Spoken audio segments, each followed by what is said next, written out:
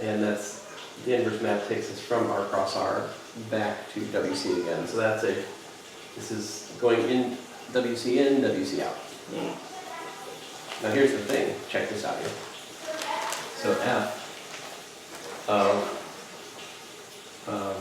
x plus tk, right? Now this, you may or may not remember this at this point, but we studied differentiability over R cross R early on.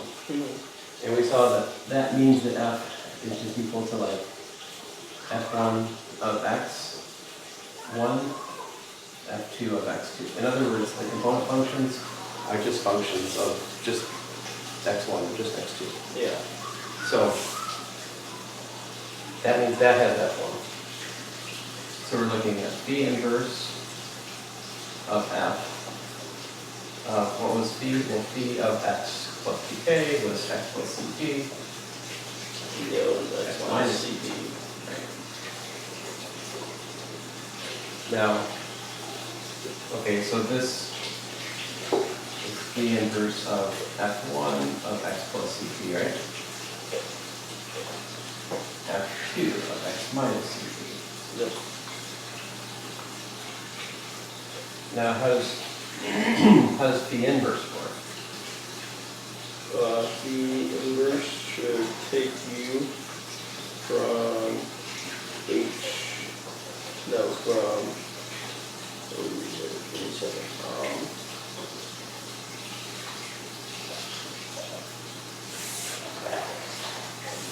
Do I have a formula for that thing?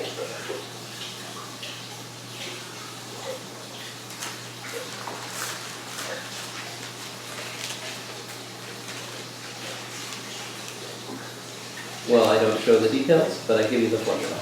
So it's 1/2. The 1/2 is coming from the inverse of the psi. The psi function had a half.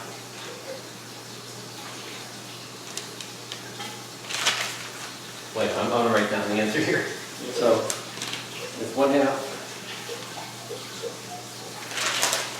f1 of x plus ct plus f2 of x minus ct.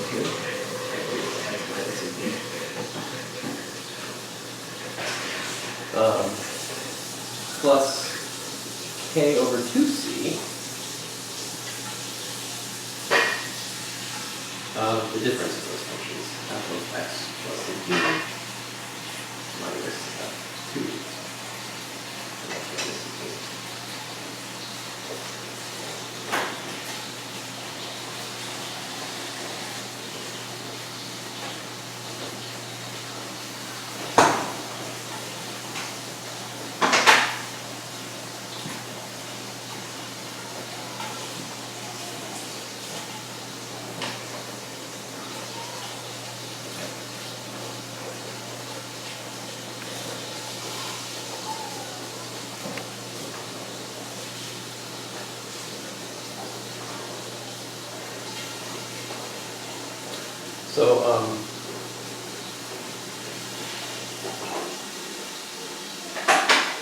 So if you were, well, I'll let you finish talking right now. Okay.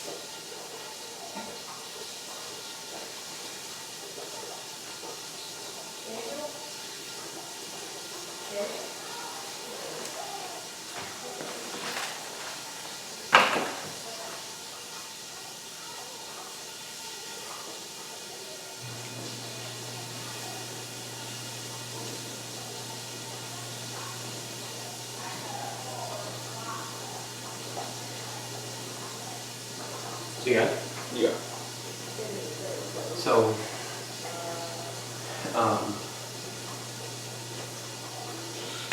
When you go on in the differential equations book you have, Mm-hmm. you'll eventually get to that chapter on PDEs in there.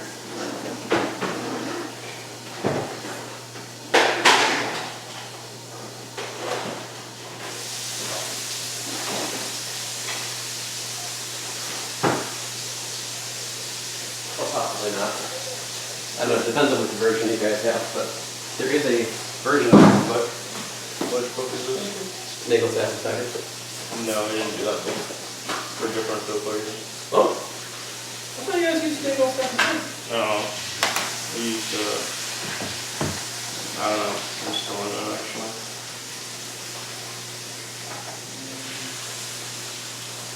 I'm probably not still in it, but let's see if I can find past courses.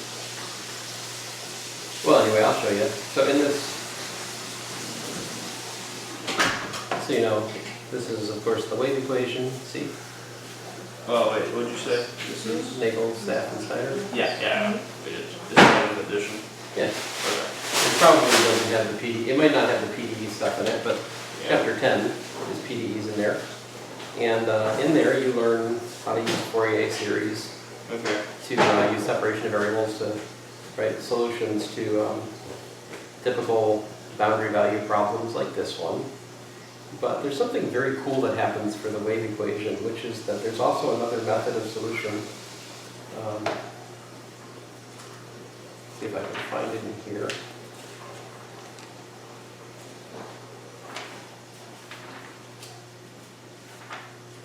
Yeah, I think we got to chapter 7. See, this is called, see this right here? It's called D'Alembert solution. Mm-hmm. It's so the solution to the wave equation of the form, you know, ut squared equal to alpha uxx squared. Right, so here alpha is my c, Mm-hmm. and as you can see, it's the sum of a, so a and b are arbitrary functions of x plus alpha t or x minus alpha t. What these are, if you think about y equals to a function of x plus, say, ct, that's the graph y equals x, shifted ct to the left. Okay. If you think about the graph y equals, you know, think about y equals to, you know, f2 of x Mm-hmm. versus y equals f2 of x minus ct. Well, that's the graph y equals f2 of x shifted ct to the right. You see this is what's called a right moving wave, Yeah. and this is called a left moving wave, Yeah. assuming c is positive. And that's what D'Alembert's solution says. It says that the solution to the wave equation can be written as the sum of a left and a right moving wave, which themselves can be looked at as a particular function of x plus ct or x minus ct for the wave equation, c squared. I have derived the D'Alembert solution by looking at the wave equation as a particular,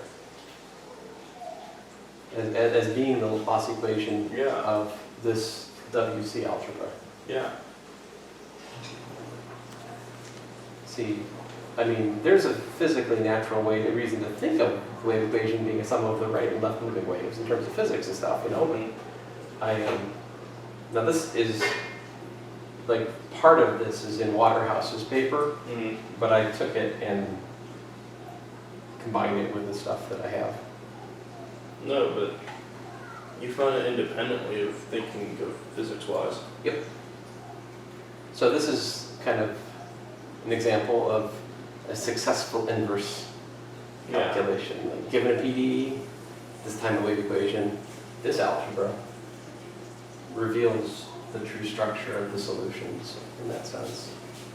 So given another partial differential equation, can I find an algebra which, you know, reveals the structure of the solutions? That is one of my pet problems. You just shown Raoul a whole bunch of questions now. Now you have a bunch of questions to go.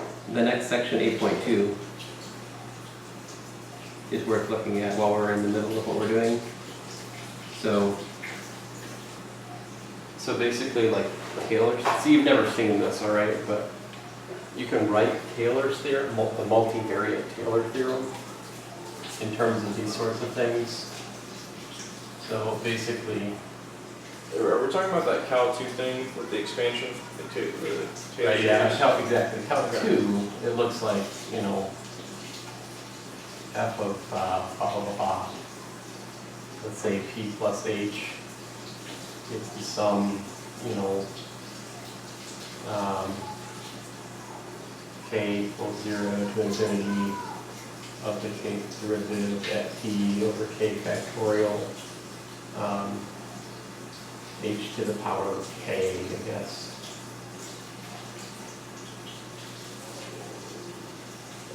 I mean, that's a version, I mean, that's multiple form. I mean, if you set it at p, no, fine, that's Taylor's theorem, one variable. But when you have many variables, right? Yeah. When you have many variables, then it looks like something quite different. Well, I shouldn't say it looks quite different, that's like terrible. But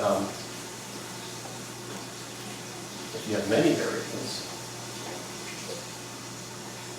we have f of p plus h equals, instead of just the sum over k, we have the sum, we've got the sum k equals 0 to infinity, and then the sum I1, I2, da da da, ik, partial kf, partial x I1, partial x ik, h I1, h I2, and so forth.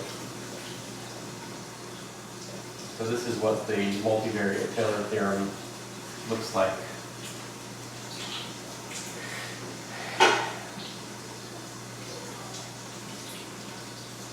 So for an a-differentiable function,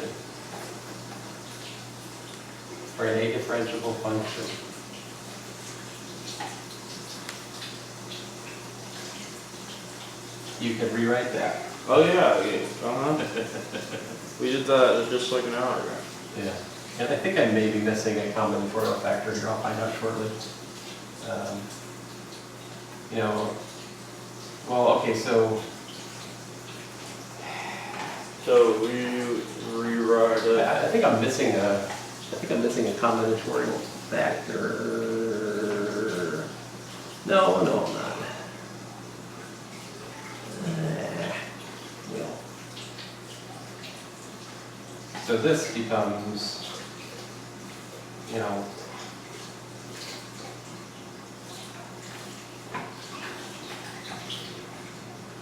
and then that's just f, the kth derivative, right? This is at the point P, so that's at the point P, and you got di1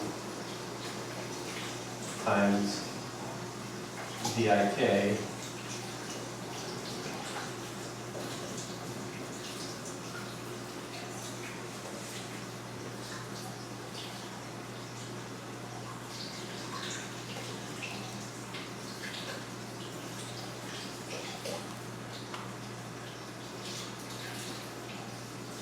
But then the thing is, and I'm missing,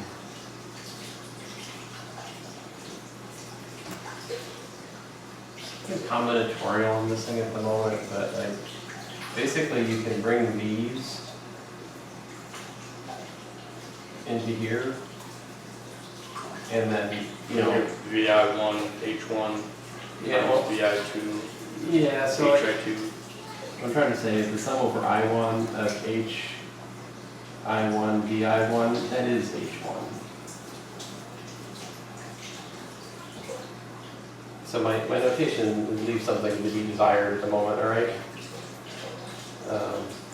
But the bottom line is, after you sort out through all of this, what you end up with is just f of p plus f prime of p times h plus 1/2 f prime of p times h squared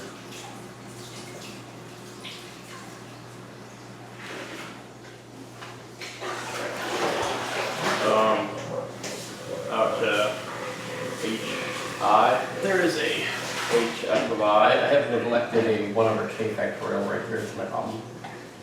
That's part of the formula. So that'd be like what, out to 1 over n squared?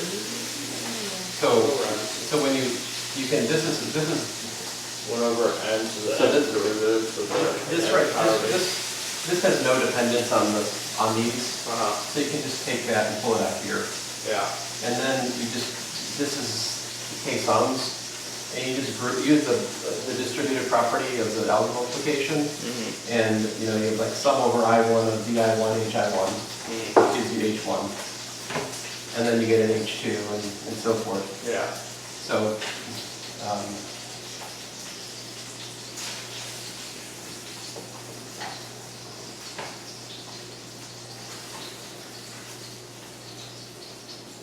well, it's just h. It's just h. I'm an idiot. It's just h. It's just h. Okay. No, it's just h. But you get h times h times h times h k whole time, which.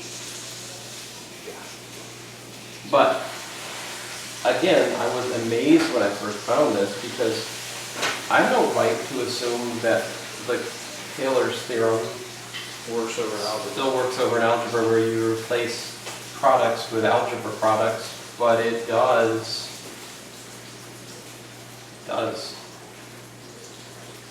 Now, if you want to read about the multivariate Taylor theorem and like really slick notation for this, I have many more. There's a lot more detail in the notes right here. There's a book by Zorich, which is pretty awesome. Like a lot of Russian, it's a Russian book. It's pretty good. And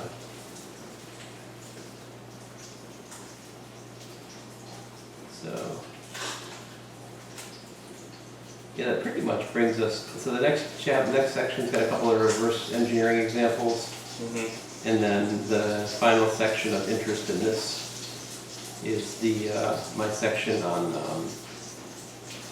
integration. So maybe we'll do integration next time we meet. I think I better clean up the table. Am I correct in assuming I should clean up the table? I think you can talk 10 more minutes. Oh, 10 more minutes? Yeah. How does I know to stop? My brain.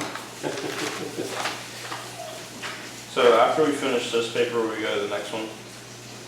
I think that would be wise. Yeah. So this would be The next paper is with A calculus and N Pythagorean theorem. yeah, that's the next logical step in the development here.